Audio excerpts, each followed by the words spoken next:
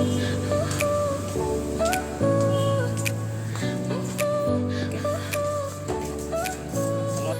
smile lit up like a Selamat pagi anak-anak.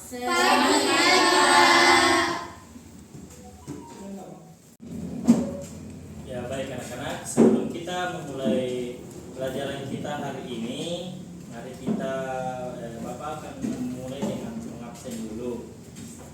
Ika, Hadir Pak. Bima, Hadir Pak. Astuti, Hadir Pak. Elsa, Hadir Pak. Rauda, Hadir Pak. Bella, Hadir Pak. Fatma, Hadir Pak. ya, Pak. ya. Disebutin namanya Pak. Oh, siapa namanya Ika? Iya Pak. Oh, Pia. Hadir Pak. Bukan nama Pia. Oh, berarti di sini yang Lutfia Hasbidi. Iya. Oh, Saya juga Pak.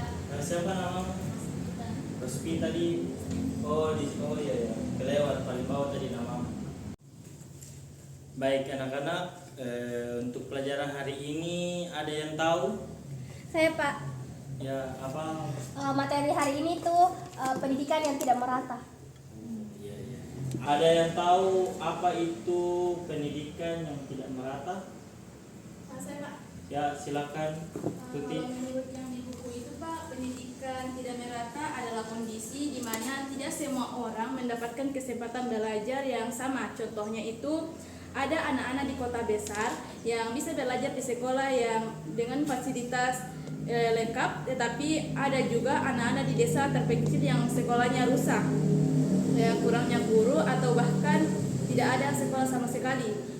Tidak ada sama sekali jadi pendidikan tidak merata itu berarti ada perbedaan kualitas dan akses pendidikan antar daerah, kelompok sosial dan ekonomi. Ya, berikan aplaus dulu kepada Tuti.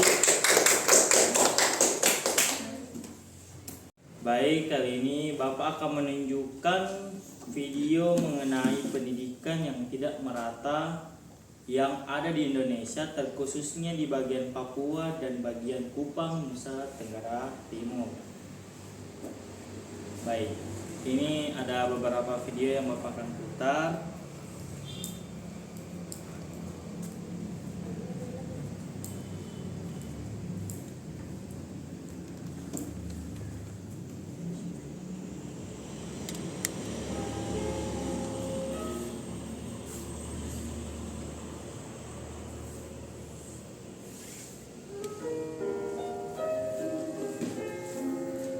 Ya, beginilah kondisi beberapa sekolah pendidikan yang tidak merata yang ada di Papua dan di Kupang. Yang dimulai dari lapangannya yang tidak ada, belum di mapping, masih bebatuan, masih ada bentukan tanah. Dan ada juga di Papua sekolahnya bagus, dan ada juga yang tidak. Contohnya dindingnya masih kayu. Baik, ini masih ada lagi video mengenai potret sekolah yang tidak layak di Kupang. Ini adalah berikut videonya dari Kompas TV. Silahkan menontonnya anak-anak.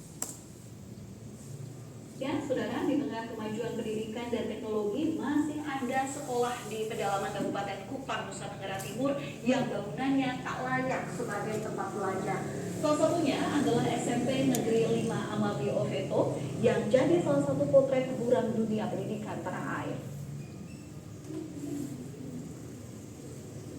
Beginilah kondisi gedung SMP Negeri 5 Amabi Oveto di Desa Fatu Teta, Kecamatan Amabi Oveto Timur, Kabupaten Kupang, Nusa Tenggara Timur.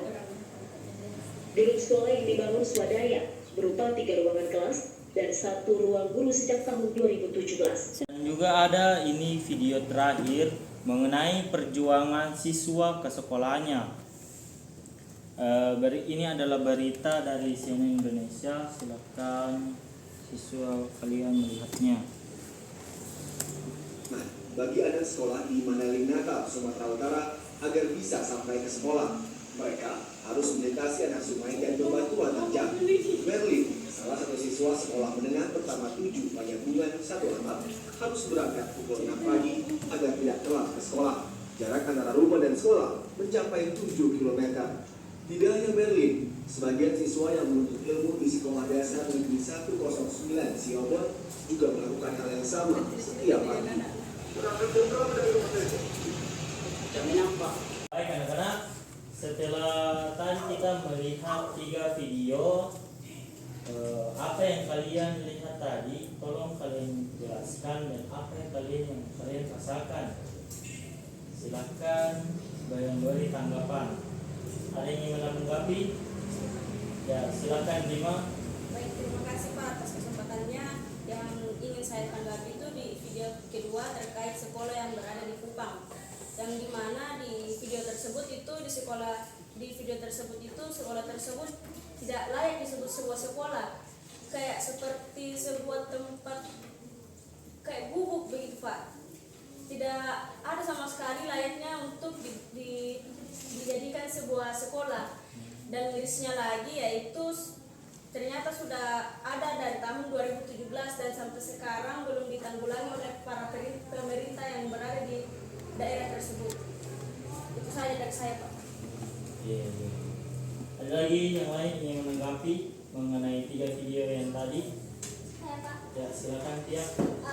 Kalau saya, menurut saya itu di video yang ketiga itu harusnya di sini pemerintah sudah terjun langsung untuk melihat bagaimana pendidikan di Indonesia. Apalagi di era sekarang ini, di era digital sekarang ini, masa masih ada anak-anak yang sekolah masih melewati sungai. Harusnya tuh pemerintah sudah membangun jalanan yang bagus, minimal kalau tidak bisa di aspal, bisa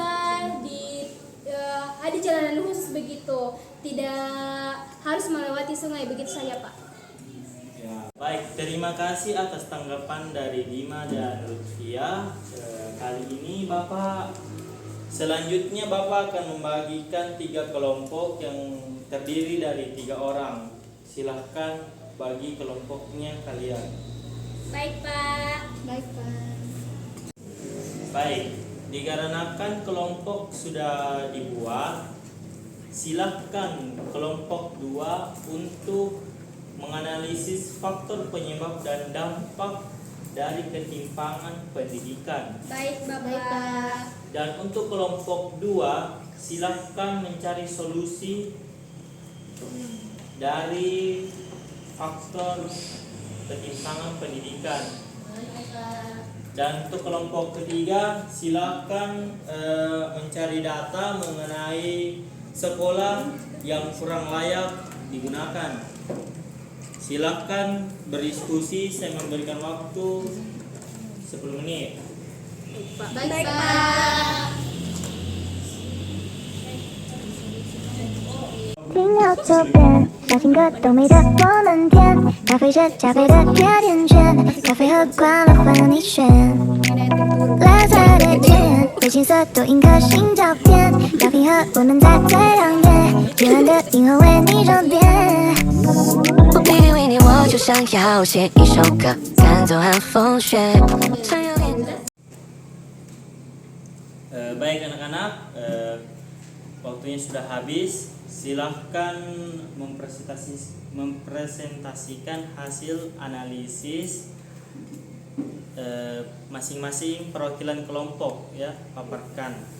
Jadi silahkan perwakilan kelompok 2 untuk paparkan hasil analisisnya tadi. Baik Pak, terima kasih atas kesempatannya. Di sini saya perwakilan dari kelompok 2 akan memaparkan faktor penyebab dan dampak ketimpangan pendidikan. Di sini ada faktornya. Yang pertama kesenjangan ekonomi, yang kedua perbedaan geografis, yang ketiga kualitas fasilitas dan kebijakan pemerintah yang belum merata. Nah, dampaknya banyak anak tidak sekolah atau putus sekolah. Kedua, tingkat buta huruf tinggi di daerah tertentu. Yang ketiga, kesempatan kerja tidak merata dan kesenjangan sosial dan ekonomi makin lebar. Itu saja jawaban dari saya. Baik, terima kasih atas perwakilan kelompok 2. Silahkan berikan dulu aplaus kepada kelompok 2. Berikut berikutnya solusi dari kelompok 1. Silahkan Rospita untuk paparkan. Baiklah Pak, terima kasih atas kesempatannya. Di sini saya akan menyampaikan solusi dari dampak yang tidak meratanya pendidikan. Solusinya yaitu harus melibatkan kerjasama antara pemerintah, masyarakat, dan sektor swasta. Pemerintah daerah dan pusat perlu segera turun tangan dengan mengalokasikan dana pembangunan darurat seperti dari dana alokasi khusus atau program BOS afirmasi yang memang ditujukan untuk sekolah-sekolah dengan kondisi yang memprihatinkan. Di sisi lain, selain itu keterlibatan masyarakat sekitar juga sangat penting, yaitu gotong royong warga desa, tokoh adat dan orang tua murid bisa menjadi kekuatan lokal untuk memperbaiki sekolah secara darurat. Baiklah, itulah yang saya sampaikan. Saya kembali ke Bapak. Oh ya, baik, terima kasih dari perwakilan kelompok 2. Silakan teman-teman beri aplaus dulu untuk kelompok 1. Ya, baik, berikutnya dari kelompok 3 untuk data sekolah yang rusak. Silakan paparkan.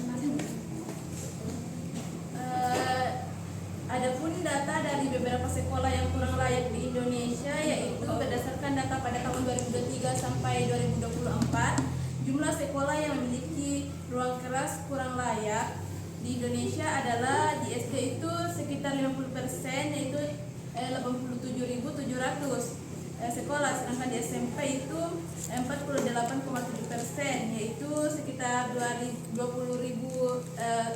sekolah. Adapun di SMA dan SMK yaitu 70%. Jadi artinya lebih dari 118 sekolah di Indonesia memiliki ruang kelas yang perlu diperbaiki. Itu saja, Pak. Baik, terima kasih atas pemaparan dari kelompok 3. Silakan teman-teman beri aplaus dulu untuk kelompok 3.